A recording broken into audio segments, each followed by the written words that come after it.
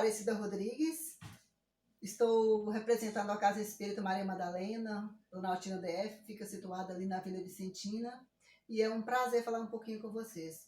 Hoje, no Momento SEMA, nós vamos falar um pouquinho sobre reforma íntima e mudança de hábito. Mas antes eu gostaria de agradecer o convite generoso da casa, a qual eu sirvo com muito amor, e pedir aos Espíritos amigos, à Maria Santíssima, nossa Mãe querida, ao nosso Mestre Jesus, que nos inspire nesse momento. Que assim seja, graças a Deus. Reforma íntima. Nossa! Como fazer a reforma íntima? O que é reforma íntima? Reforma íntima, na verdade, é um conceito básico da doutrina espírita. Kardec, há 150 anos, vem colocando aí nas suas obras o que é reforma íntima. Então, exemplo, o Evangelho, né? O Evangelho de Jesus. Em todos os seus capítulos a gente encontra a palavra amor, né? A palavra perdão. São palavras que nos ajudam, na verdade, a fazer a nossa reforma íntima, a nossa mudança de hábito. E reformar, na verdade, é como mexer numa casa. Isso, é como mexer numa casa. Só que nesse caso a gente vai mexer na nossa casa íntima, no nosso interior. Na nossa casa a gente quer quebrar uma parede ali, mexer ali, dar uma pintadinha, mudar alguma coisa. Afinal, todos nós gostamos de morar, né, num ambiente gostoso, trabalhar num lugar gostoso, agradável. Quem não gosta de estudar ou trabalhar, ou mesmo, né, morar num lugar aconchegante, bem limpinho, todos nós. E com a nossa casa mental, será que a gente faz a mesma coisa? Será que a gente tem esse mesmo cuidado de estar fazendo a faxina, de estar ali transformando? Então, reforma íntima é isso, é a gente tirar aqueles hábitos negativos que a gente não gosta, que a gente muitas vezes considera como o lixo, ó, vai pro lixo, né? Isso aqui não me pertence, não é legal. E substituir por hábitos positivos, por coisas boas, coisa que nos faz bem. Que às vezes nós temos um sentimento ali que não é legal, um pouquinho ali de egoísmo, um pouquinho de orgulho, né? Um pouquinho de maledicência, e a gente nem percebe, a gente nem observa. Mas tem às vezes outra pessoa que começa a observar esses defeitos na gente e até faz um comentário. Aí é o momento de pararmos para refletirmos e pensar, nossa, realmente, né? Preciso me melhorar. E é isso que é fazer reforma íntima, é nos modificar, é buscar em nós o que está errado para que assim a gente possa evoluir, para que a gente possa melhorar, né? Caminhar mais leves. Então, vamos trazer aqui algumas dicas legais. Eu preparei 13 passos, mas não se apeguem muito a passos, né? A quantidade aqui de passos. Poderia ser, exemplo, 2 dicas ou 50 dicas. O importante é a essência de cada uma. Exemplo, primeira dica, nós já falamos, é conhecer a nós mesmos. Olhar o nosso interior, fazer a nossa autorreflexão e fazer a nossa limpeza aqui dentro, né? Tanto que lá no Livro dos Espíritos, na pergunta 919, Kardec pergunta aos espíritos: qual o meio mais fácil, mais eficaz, né, de o homem vencer nessa vida e vencer assim, né, sem ser arrastado pelo mal, na verdade, pelas atrações do mal, pelas facilidades que a vida oferece?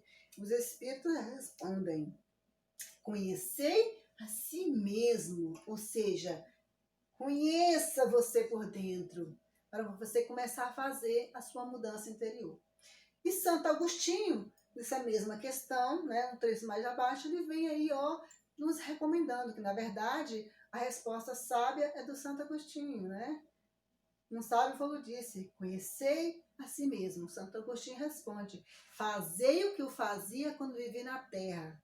Ao final do dia, eu passava ali, ó, revisando tudo o que fizeram, tudo que foi feito ali durante o dia, tudo que eu fiz, e fazia minha avaliação. Se eu não fiz mal a alguém, se eu não deixei de cumprir algum dever, se eu magoei uma pessoa. E assim Santo Agostinho conseguiu fazer a sua autoavaliação, se analisar e se conhecer. E deixa essa dica para nós, que é assim que a gente começa a se conhecendo.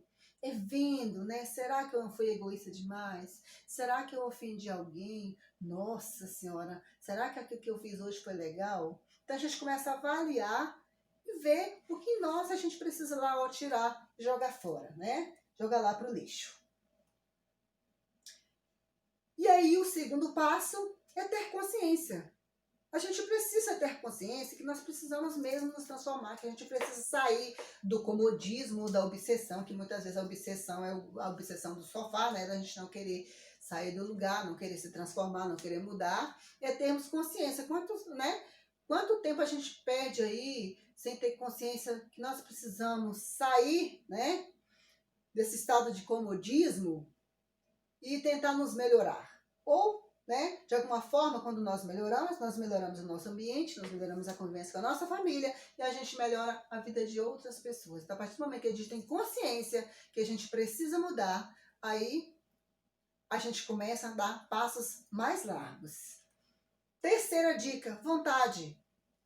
Veio o conhecimento, o conhecer, né, o despertar, a consciência da necessidade que nós temos de nos modificar e a vontade, que eu preciso ter vontade. Eu tenho que querer sair do meu comodismo e procurar a minha melhora. Eu tenho que querer fazer alguma coisa por mim, fazer alguma coisa até por outra pessoa também. Mas principalmente, tudo que eu vou estar fazendo, eu vou estar fazendo por mim.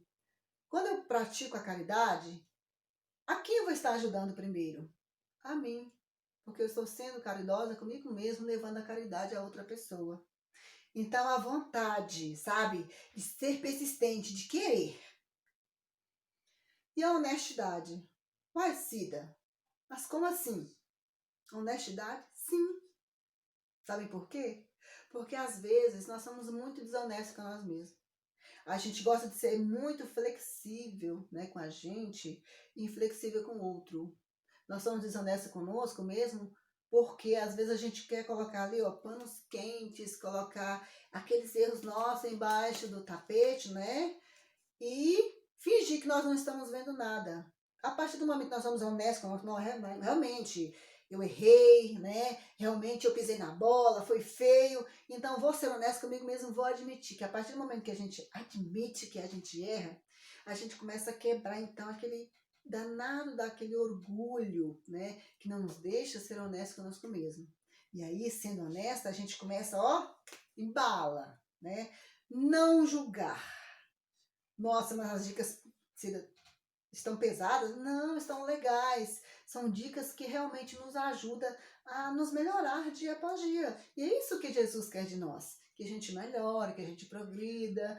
E às vezes não é tão fácil, porque fazer isso tudo a gente tem que renunciar. E às vezes renunciar é que é a parte difícil, que a gente tem uma certa dificuldade, sabe? A gente tem uma certa resistência, porque tudo que é novo assusta. E o que assusta, às vezes, a gente quer fugir. Então, o não julgar, sair do estado do julgamento. E lembremos do que Jesus falou. Atirai a primeira pedra aquele que se acha sem pecado, aquele que se acha sem erro. Que nós ainda somos muito, às vezes, porque a gente, às vezes, anda numa fila indiana, né? Eu carrego aqui comigo uma bolsa de qualidades, né? Onde a Cida está vindo aqui. E atrás, né? Onde eu não consigo enxergar, tem aí uma bolsa cheia de defeitos. Só que quem está atrás de mim, com certeza está vendo os meus defeitos. Eu não, eu estou apenas vendo o que é bom em mim e julgando o meu irmão. Às vezes, por pequenos hábitos, né? Nós costumamos julgar o outro. E falando em hábito, em mudança, em julgamento, em olhar o defeito do outro, tem uma historinha bem interessante, que é gostoso contar a história, né? Parece que fica mais ilustrado, fica mais tempo na cabeça da gente, a gente absorve melhor. Certa feita, um casalzinho, né, recém-casado, comprou uma casa legal e a cozinha deles tinha a janela virada para a área da vizinha, né, de uma moça que morava pertinho. E, costumeiramente, eles tomavam café, né, faziam as refeições diárias na cozinha e a esposa, então, né, que tinha o hábito de chamar o marido de amor, falou: amor, Mas olha só, amor, aquela janela da vizinha, o vidro todo embaçado. Olha os lençóis dela, que feios, todos encardidos. Parece que ela não faz nada da vida. Nossa, se eu pudesse, se eu tivesse a oportunidade, eu acho que eu vou dar um jeito de fazer amizade com ela, só para me dar umas dicas para ela de como lavar direito os lençóis. E assim, todos os dias que ela chegava do trabalho, que ela ia fazer as refeições, ou até mesmo antes dela sair para o trabalho, ela fazia essa observação, que a vizinha não estava cuidando aí, né, da sua casa, da sua vidraça. E o marido, observando, né, que a esposa estava muito incomodada, um dia sem muito trabalho para fazer, ele pensou, eu vou ajudar minha esposa, ela vai chegar cansada, então eu vou fazer uma faxina na casa. Então, ele lavou a casa, ele lavou tudo e lavou também os vitros. E quando ela chegou mais tarde, ela ficou boquiaberta, estarrecida. Mas amor, e não é que a vizinha lavou os vitrôs? E olha os lençóis, e olha esses lençóis, branquinhos. A danada tomou um jeito e lavou. E o marido olha para ela e fala assim, pois é, amor, hoje eu resolvi lavar tudo, né? Tava com pouco serviço e resolvi te ajudar. E aí, a esposa observou, ainda assim meio constrangida, que não era a sujeira do vitrô da vizinha, dos lençóis, na verdade, era a trave que estava no olho dela. Porque é muito fácil a gente julgar. Como fala Mateus no capítulo 7, no versículo 35, nós temos o hábito de ver o cisco no olho, né, do nosso irmão, enquanto nós temos uma trave em nossos olhos. Porque vedes, né, um cisco no olho do vosso irmão e não vedes uma trave que está nos nossos olhos. É porque nós temos mania de julgamento. A gente ainda cuida muito do gramado do vizinho. E esquecemos, muitas vezes nós esquecemos que o vizinho sofre tanto para manter aquele gramadinho verdinho, cuidadinho. Às vezes a gente se preocupa que a pessoa, nossa, né, tá levando uma vida assim, uau, né, tem aquele carro do ano, conseguiu comprar aquela casa, tem aquele emprego do sonho, e às vezes a gente deseja para nós, e com isso a gente começa a criar uma certa intriga, né, até desejar às vezes um certo mal, a julgar o ato do outro. E essa pequena história nos ensina que devemos lavar os nossos lençóis, que devemos lavar as nossas janelas. Mas quais são essas janelas? As janelas do pensamento, do coração, fazer aquela lavada, sabe? Fazer aquela limpeza, dar aquela lavada e fazer aquela limpeza para que nós paramos, né? De olhar então para o erro do outro e ver que nós temos aquela bolsa, né? De defeitos que a gente não consegue ver porque ela está atrás. A gente consegue ver aqui só o que é bom em nós, mas o que está atrás. Então, é uma dica para nós, não julgar. Nós não queremos ser julgados, né? Nós não queremos que ninguém fale mal de nós, que aponte os nossos defeitos. Então, que a gente aprenda, né, a respeitar o outro. E é assim que a gente aprende a amar. É a partir do momento que a gente começa a respeitar o outro, a opinião do outro, que o outro é que a gente começa a amar o outro e nos amar. E aí Deus fica super satisfeito, que a partir do momento que nós nos amamos, amamos o nosso semelhante, né? Desejamos para o nosso semelhante que gostaríamos de desejar, né? Que fosse para nós de melhor, é a Deus que nós estamos agradando. Acreditem. Paciência. Quando a gente começa a fazer a nossa reforma, quando a gente começa a mudar, quando a gente começa a dar passos mais longos, a gente começa também a ficar impaciente. Mas eu quero tudo para ontem, a gente quer que tudo mude. E se alguma coisa der errado, a gente começa a lamentar da vida, a desanimar. Nós estamos caminhando há milênios. Nós estamos reencarnando aí, ou desencarnando e voltando, muitos e muitos séculos. Então, por que não temos paciência agora, né? No momento nós já estamos aí quase chegando, nós estamos aí num planeta que está a caminho da regeneração. E tudo isso exige paciência, exige o tempo. Às vezes o tempo não é o nosso tempo, é o tempo de Deus, que o nosso tempo ele ainda é muito egoísta e imediatista. A gente quer tudo para já. E se não sai do nosso jeito, a gente começa então a culpar Deus, culpa tudo, menos nós, né? Menos a nossa impaciência, menos a nossa falta de compaixão, falta de misericórdia. Resiliência. Essa é a 8ª dica. Tá difícil às vezes, né? Fica difícil. Mas vamos ser resilientes. Meu Deus, tem problema de família, a casa tá caindo, estou desempregado, né? Estou doente. Vamos ser fortes. Vamos usar o exemplo do bambu. O bambu, ele sacode, sacode, sacode, mas ele não cai. Outro exemplo interessante é o exemplo da bucha. O que a gente faz com a bucha? A gente pega a bucha, a gente esfrega tudo com ela. A gente machuca ela e quando a gente solta, ela faz isso aqui. Ela se ergue, ela se recompõe. E assim devemos fazer. Tá difícil, tá complicado?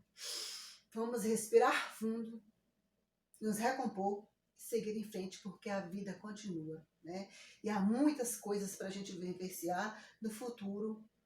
E essa resiliência nos ajuda muito, que é a capacidade que a gente tem, ó, de nos erguer novamente diante do problema. A 9ª dica, o perdão. O perdão é algo muito gostoso. Perdoar é uma sensação única, aquela sensação, né, da gente deitar a cabeça no travesseiro e não carregar ódio no coração, não carregar o desejo de vingança, o rancor pelo irmão, né, pela pessoa que às vezes nos fez mal. E lembremos, né, das palavras de Jesus a Pedro. Perdoe para ser perdoado. Perdoe não só 7 vezes, mas 70 vezes 7 vezes. Ou seja, é um perdão infinito. Não tem ali uma limitação para perdoar alguém, porque a todo tempo nós estamos errando e precisando também do perdão. Perdoar é saber que nós estamos perdoando a nós mesmos, que a todo momento nós somos falhos. Estamos precisando que alguém seja indulgente, né, seja paciente conosco, tenha compaixão com nossos erros, com as nossas faltas, né, com as nossas imperfeições. E perseverança, né? A 10ª dica aí para nós. Perseverança, persistir sempre, não desistir, né? Vencer, talvez, nem sempre a gente consegue vencer tudo, né? Mas lutar sempre e desistir jamais. Tá difícil de caminhar, tá complicado, a vida tá difícil, tem momentos que a gente quer mesmo desistir, parar. Não, vamos continuar. Perseverar sempre, sempre. E sem querer estacionar. Porque o importante, por mais pequeno que seja ali os nossos passinhos, o importante é a gente andar. É um dia após o outro, é um passo após o outro. Não vamos querer fazer tudo de uma vez, que às vezes a gente não dá conta e a gente se perde. E controlar os nossos pensamentos. Controlar aí, né, as nossas emoções. É através do pensamento que muitas vezes nós trazemos para nós baixas vibrações. Vamos lembrar aí de outra dica de Jesus. Vigiai e orai. Vigiai, né, as nossas ações, as nossas atitudes pela prece, né? E fazer as nossas orações para nos mantermos aí vigilantes o tempo inteiro, trazendo para nós somente coisas positivas, coisas boas. E olha como faz a diferença, hein? Mudar os pensamentos é tudo de bom. E nos esclarecermos, porque o esclarecimento é muito bom, nos tira às vezes da ignorância. Não estou falando aqui da ignorância no sentido intelectual, mas da ignorância com relação às coisas de Deus, às coisas divinas. Conhecereis a verdade. O que a doutrina espírita explica sobre essa expressão, né? Conhecereis a verdade e ela vos fará livre. Então, quando renascemos, quando reencarnamos, nós trazemos conosco de outras, né, vidas passadas uma bagagem de conhecimento que fica ali adormecido, mas com o tempo a gente vai despertando através do estudar e nós temos aí, né, o dever de assimilar, de espalhar de levar essa boa nova por onde formos, ou seja, de levarmos e distribuirmos esse ensinamento cristão através do conhecimento, que só através do conhecimento que a gente consegue fazer isso. Tanto que o apóstolo João, lá no capítulo 8, no versículo 32, ele deixa assim bem explícito, né, as palavras de Jesus. Né? Buscareis a verdade, vocês conhecereis a verdade, ela vos fará livre. Quando Jesus fala isso, ele quer nos despertar para o nosso autoconhecimento, para nos conhecermos primeiro.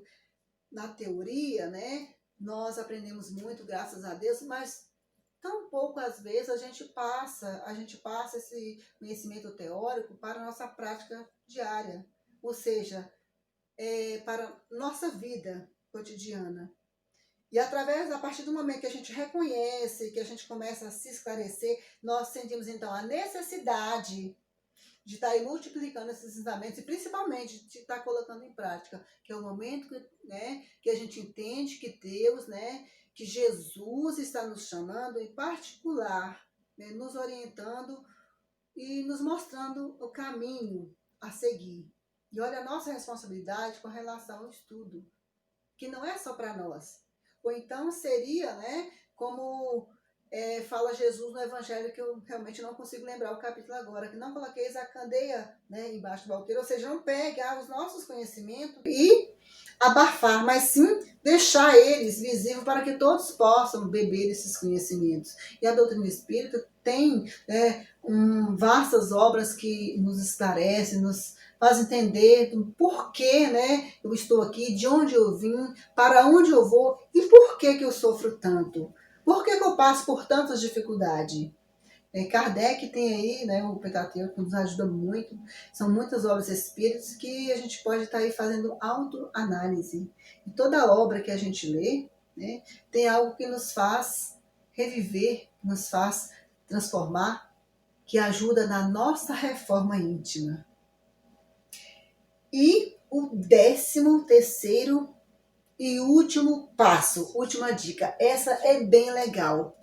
Depois da gente ter aí, buscar o autoconhecimento, ter consciência, a vontade, a honestidade conosco mesmo, né? De não julgar o nosso semelhante para que não sejamos julgados, né? De ter coragem de admitir que somos errantes, que precisamos mudar, de ter a paciência para conseguir alcançar os nossos objetivos, de praticar o perdão para aliviar o nosso coração, de buscar a perseverança para continuar na caminhada, né? De controlar os nossos pensamentos para gerar para nós energias positivas, enriquecedoras, né? De nos esclarecermos, entendermos o motivo, às vezes, do nosso sofrimento, das nossas aflições, né? Os porquês das nossas existências. Nós aí vamos nos motivar, nos automotivar, nos elogiar, dizer, bingo, o que eu era antes, há 10 anos atrás, eu não sou mais, eu já mudei. Antes eu tinha certos hábitos que hoje eu não tenho mais. Antes eu tinha vontade de esfolar fulano e hoje eu já consigo olhar fulano com um olhar diferente. Antes eu odiava ciclano, mas hoje eu já consigo até vibrar positivo por ciclano. Antes eu tinha, né, o hábito da preguiça, eu tinha um hábito da maledicência, eu ainda carregava um sentimento ainda oculto em mim, que era o sentimento da inveja, e hoje eu já não sinto mais, hoje eu já olho tudo com mais positividade. Isso mesmo, é acreditar que nós somos capazes, nós temos muitas qualidades. E exaltar mesmo essa qualidade. Quando a gente começa a vencer esses nossos mau hábitos, a gente pode falar, bingo, né? Graças a Deus, consegui. E a gente consegue. É só a gente acreditar. Precisamos acreditar em nós mesmos em primeiro lugar. É preciso acreditar, né? Eu sou imagem e semelhança de Deus. E Deus comigo sempre. Então eu vou acreditar em mim. Eu vou acreditar que eu sou capaz. E quando a gente acredita que a gente é capaz, né? Quando acreditamos que nós somos capazes, nós vamos longe. E é isso que Jesus quer de nós. É isso que os nossos mentores, que cuidam de nós 24 horas, que nos inspira, né, a todo momento, nos inspirando a fazer o que é bom, a tomando boas resoluções, entrando por caminhos, né, mais estreitos, mas que nos levam a um objetivo melhor. É isso que eles querem de nós. E quando a gente consegue, eles ficam, vibrando junto conosco. E fica aí essa dica da reforma íntima para nos modificarmos, para nos transformarmos. Né? E que se sirva também para esse momento que nós estamos vivendo de provação planetária, que vai passar, porque na vida tudo passa, só Deus é que permanece. E tudo isso que nós estamos passando agora também não é por acaso. De alguma forma nós estamos mudando o nosso olhar com relação à dor humana, a dor do outro, está muito, sabe, muito mais além. A gente já consegue enxergar a dor do outro, já consegue auxiliar. Então Deus não deixa que a gente passe por nenhuma prova por acaso. Então tudo isso, apesar do sofrimento, né, que nós estamos vivendo, que vai passar, está sendo também um grande aprendizado. A gente está vendo o quanto nós estamos despertando em nós a solidariedade, a compaixão e a misericórdia. Eu agradeço a paciência, agradeço mais uma vez o convite da casa e agradeço ao Pai Celestial, aos mentores amigos, ao nosso Mestre Divino por mais uma oportunidade. Nem se eu pudesse ter o pôr do sol, a lua, as estrelas, toda natureza, nem se eu tivesse todo ouro e não tivesse um amigo, nada teria. Pois quando eu começasse a me sentir sozinho, quem é que me consolaria?